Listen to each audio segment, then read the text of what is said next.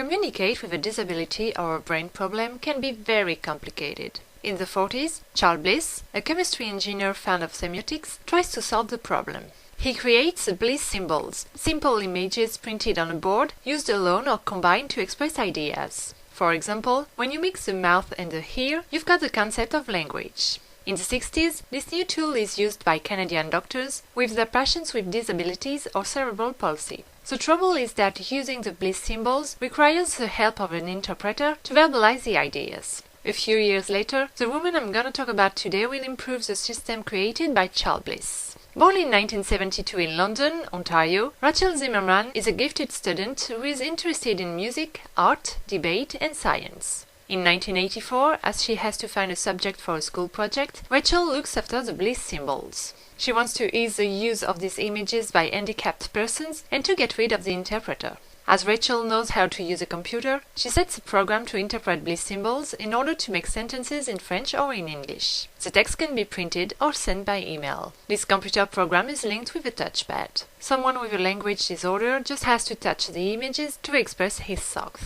Rachel Zimmerman is the inventor of the Bliss Symbol printer. At the age of 12.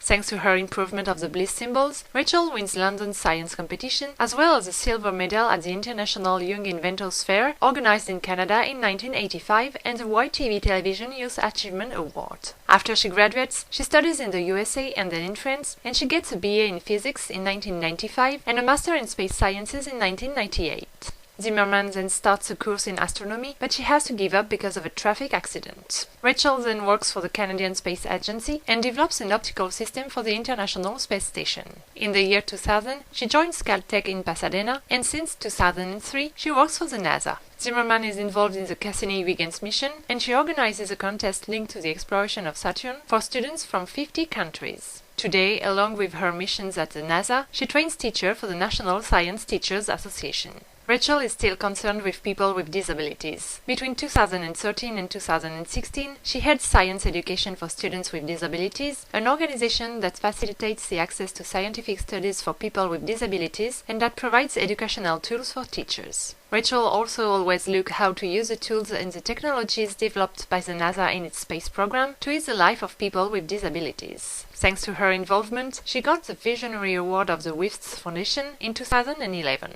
Zimmerman had significantly improved a simple and effective system. And you, what will you be inspired by?